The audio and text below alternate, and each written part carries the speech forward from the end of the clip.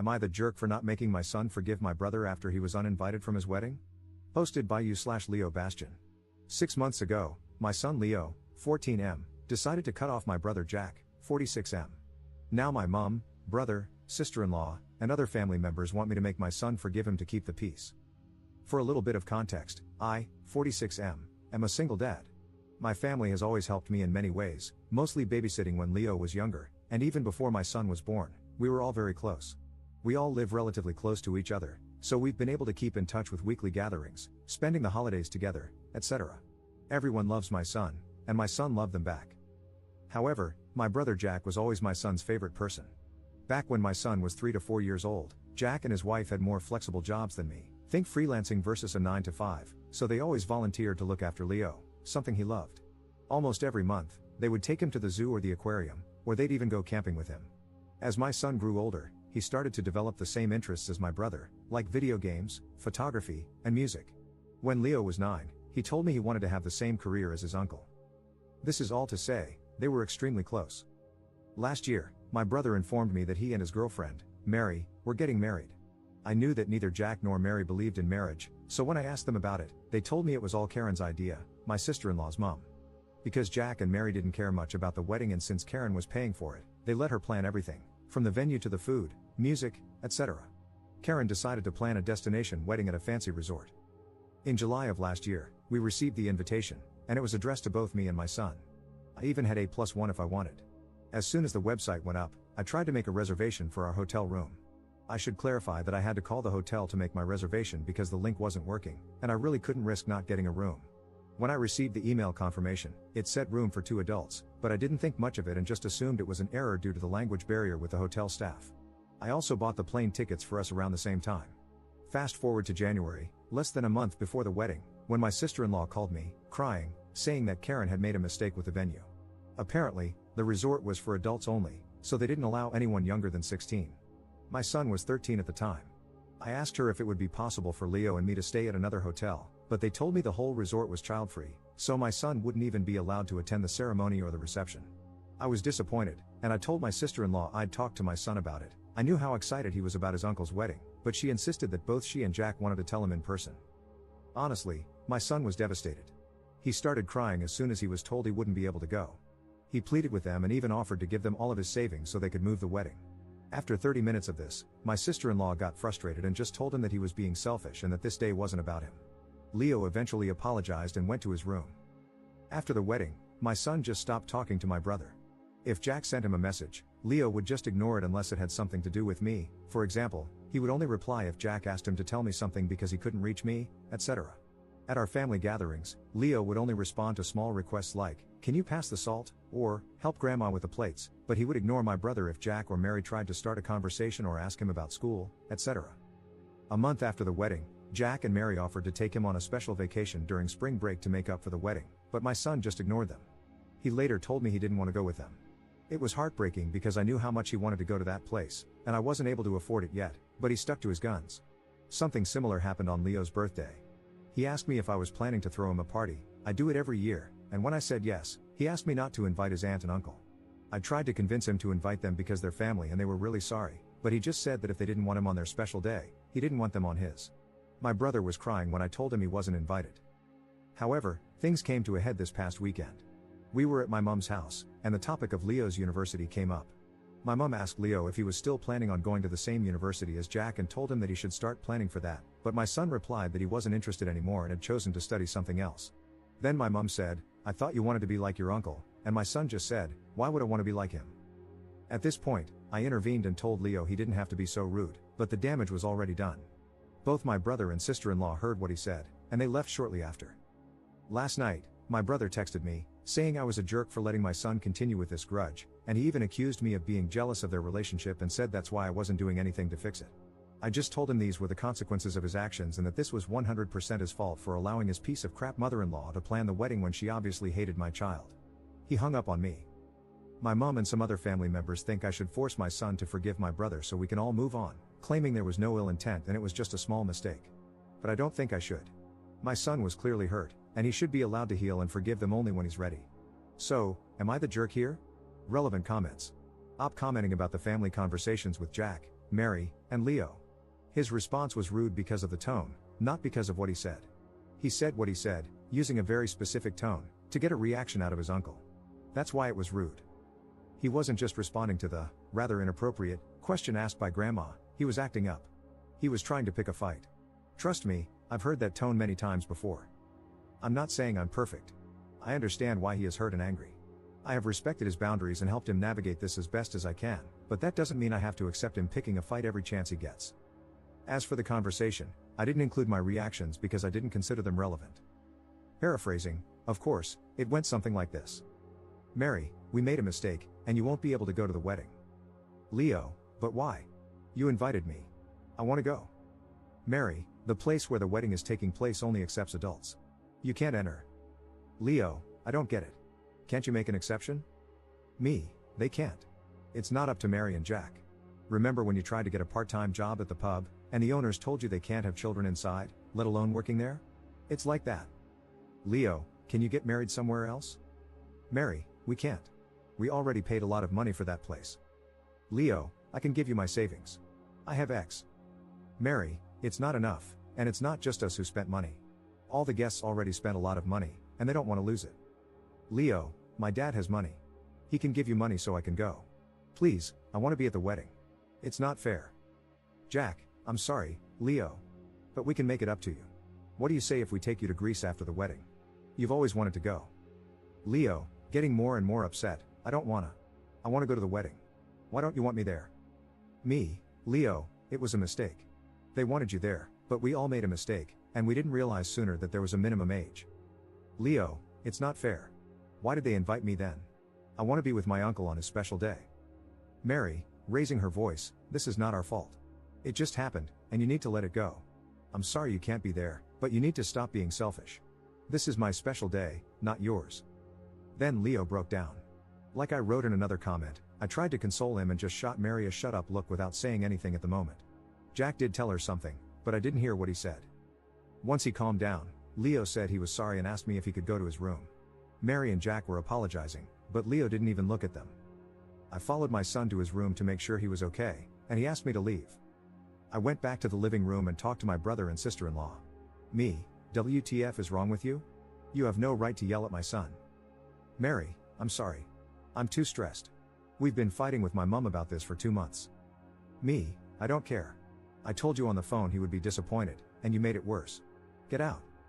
Jack, please, op, she didn't mean it. I'll make it up to Leo. Me, I said I don't care. Get out. Then they left, and I just went to check on Leo. I don't have a photographic memory, so I don't remember every single word that was said, but this is the gist of what happened that day. Op on Leo's mother and where she was in all of this. My ex and I got divorced when Leo was 2, and she decided to move back to her home country. We kept in regular contact for a few years until she remarried. These days, she only calls on Christmas and his birthday. Op on his interactions with Mary's mother. I haven't interacted much with her outside of large family gatherings, but she's the type of person who always complains about kids running around or how she can't drink freely because there are kids in the room. She also made some rude comments about my sister having too many kids, and she only has 3. I asked Jack several times if Karen did this on purpose, but he insisted it was an honest mistake. I'm just not sure I believe it. Op on how long his brother had been with Mary. For the record, my brother has been with Mary since they were 22, so she has always been around. Op adds an edit to his post. I'm going through all the comments, and I just wanted to answer a question I've seen about 10 times now. I did not go to the wedding. I didn't want to leave my son alone while most of the family was away, and it just didn't feel right to go to the wedding after what happened. Update 3 weeks later. So, I've received some messages asking for an update. I appreciate everyone who took the time to comment and send me messages. Some may have been a bit harsh, but I deserved it. Thanks for slapping some sense into me. The short version is that we'll stop going to family events for a while. I talked to my brother, and he will respect my son's boundaries, and he also explained what really happened. Above all, Leo is doing much better now. Here's the longer update in case anyone's interested in the details. Mom and sister. The short of it is that I informed my mom that both Leo and I would stop going to family gatherings until things calmed down and, more importantly, until he felt comfortable again. She was understandably upset, but I think she finally understood how much she had been hurting Leo. What surprised me was that my mom told me Jack had become depressed, so she was worried about him, and that's why she was so insistent that Leo should forgive him. I basically told her that if we forced Leo to forgive my brother, we risked pushing him away from us. As for my sister, She was also sad when I told her we'd stop going to family gatherings, but she said she understood. However, she suggested we make our own weekly tradition so the children can still hang out, and that's what we've been doing for the last couple of weeks. We decided my nibblings would come to my house one week, and then Leo would hang out at hers the next. So far, it seems to be working, and Leo is happy with this arrangement. I think it helps that he isn't being pressured by the adults expecting him to talk to his uncle. Jack and Mary. The weekend after I posted here, I texted my brother, asking him to meet me so we could talk. I had told him that I wanted to speak with him alone so Mary wouldn't be present. Jack immediately apologized and said how much he regretted what he had done and the things he had told me. He confirmed what I already suspected and said he was stressed because of the constant fights with Mary. He mentioned that he had considered divorce because of how bad the fights had gotten. I may seem cruel here, but I basically told him that I didn't care about that. What I wanted was for him to tell me the truth about what the hell had happened. Jack maintains that he didn't know about the venue being child-free until last November. However, like many of you suspected, Mary had known for quite a while, maybe even the whole time. Apparently, this all started a few years back when Jack and Mary took Leo to the beach. While they were playing, my son accidentally called Jack Dad before quickly correcting himself. From what Jack told me, it was a small mistake, like when you call a teacher mom. Leo was embarrassed, but Jack just laughed it off. The catch? Jack's mother-in-law, Karen, and father-in-law had joined them for that vacation, and they overheard Leo when it happened.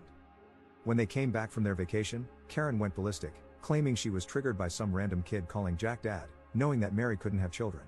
Mary had tried to explain it was just a misunderstanding, but Karen became extremely toxic and abusive toward Mary and started making demands, such as not inviting Leo over when Karen visited, etc. So when Jack and Mary decided to get married, and since they initially just wanted to elope and not have a party at all, Karen manipulated Mary and convinced her to let her plan the perfect wedding for her only daughter. Mary gave in because she was sick of several years of emotional manipulation and just wanted to keep the peace. So Karen hijacked the wedding and purposely chose the child-free venue. Mary discovered this when the venue was booked or shortly after, but she didn't say anything because every time she tried to argue, Karen would play the victim and so on.